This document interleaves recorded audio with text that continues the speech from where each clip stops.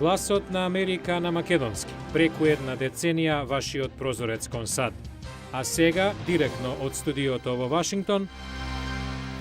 Добро вечер. Ова е ТВ журналот News Flash на Гласот на Америка на македонски. Со вас во оваа емисија ќе биде Јане Бојаджиевски. Дури 5 толку верзии на буџетот за 2013 отфрли Американскиот сенат синоќа. Дебатата на Капитол Хил мина во обвинување меѓу демократите и републиканците за неодговорно фискално однесување. Предзнак за се поинтензивна партиска реторика во периодот до претседателските избори во ноември. Следат неновите вести. Американскиот сенат отфрли 5 верзии за буџетот за 2013. Дебатата на Капитол Хил мина во обвинувања меѓу демократите и републиканците за неодговорно фискално однесување. Намерата на републиканците беше да се нагласи фактот дека мнозинските демократи немаат план. 67 годишниот судија Панајотис Пикреманос, председател на Државниот совет, е назначен за преоден премиер на Грција во средата со прва задача да ги организира повторните избори во државата закажани за 17 јуни. Некој Грција поддржа идејата за враќање на поранишната домашна валута драхмата, но шефицата на Меѓународниот монетарен фонд Кристин Лагард предупреди дека излезот на Грција од еврозоната ќе биде исклучително скап и тежок.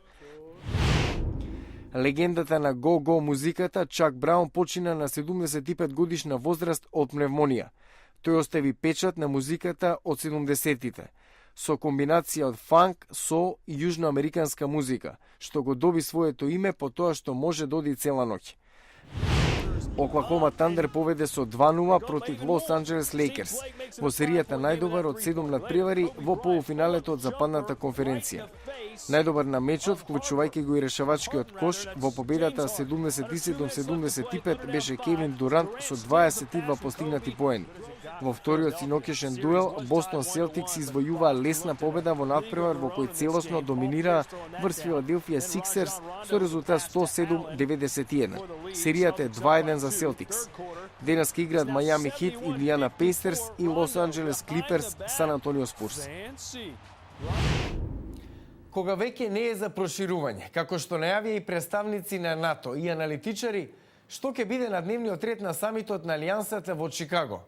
Домакинот, председателот Обама, ја истакнува транзицијата во Авганистан. Кои се другите предизвици за кои ќе се разговара наредната недела и понеделник? Од следниот прилог. САД и НАТО ќе се повлечат од Авганистан според зацртаната временска рамка, со која до крајот на 2014 сите странски војници ќе заминат од земјата. И покрената мощните напади од Талибан, НАТО смета дека афганистанските армиски сили се на пат целосно да преземат одговорност за безбедноста. Председателот Барак Обама неодамна изјави. Во Чикаго, нашата коалиција ќе постави цел афганистанските војници да раководат со борбените операции наредната година. Меѓународните сили ќе продолжат да пружаат обука, совети и поддршка на афганистанците, дури и борбена помош, доколку е неопходна, но тие ќе бидат на чело. НАТО треба да одлучи и како ќе се справи со новите предизвици и покрај намалувањето на одбранбените буџети на земјите членки. Помошник државниот секретар за Европа и Евразија Филип Гордон вели: Трендот на трошоците на европската одбрана е во надолна линија. Доколку на долгорочен рок не се подобри, Алијансата не ќе може да реагира како досега, на пример како во Либија. Сојузниците во тој контекст ќе расправаат за концептот на мудра одбрана, односно поефикасно користење на заедничките ресурси. Председавачот со Сенатската комисија за надворешни односи, сенаторот Џон Кери, смета дека многу членки на НАТО не ги исполниле финансиските обврски, што ќе покрене сериозни прашања. Разбираме дека живееме во време на штедење. Тоа важи за сите, но мора да имаме приоритети што е навистина важно, а што поневажно. Друго горливо прашање на самитот ќе биде одбранбениот противракетен штит во Европа, на кој Русија остро се противи. Во Чикаго лидерите на НАТО ќе разговараат и за лекциите од ситуациите во Авганистан и во Либија. Стивен Фајфер е меѓу стручњаците за кои клучен предизвик е каква треба да биде идната улога на НАТО. Веќе 7 години фокусот е Авганистан.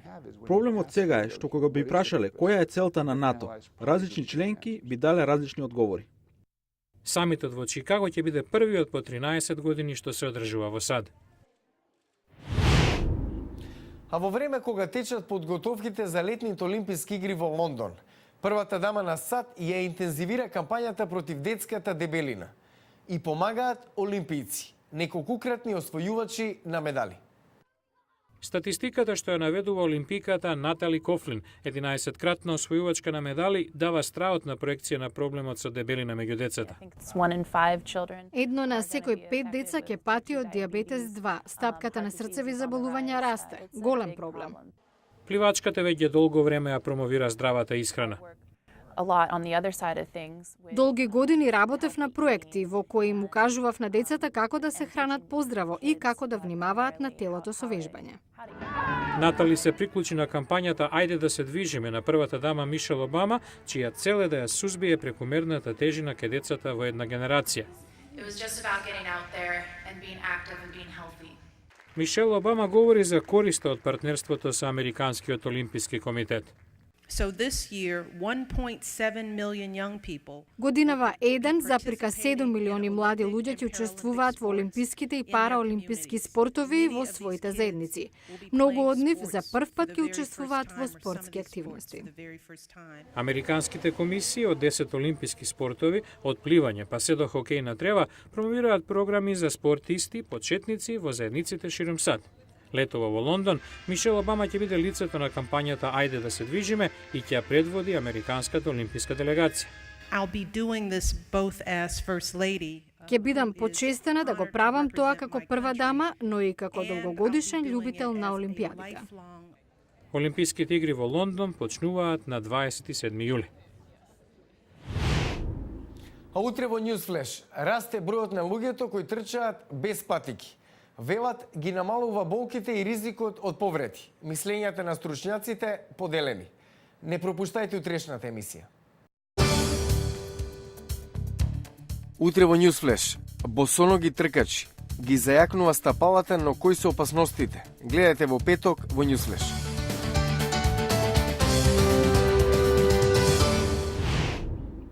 Го гледате Newsflash на гласот на Америка на македонски. Јас сум Јане Бојаджиевски од студиото во Вашингтон. За најнови содржини посетете и нашата веб страница glasnaamerika.com, а станете и наш пријател и на Facebook. Пријатна вечер. Се гледаме утре.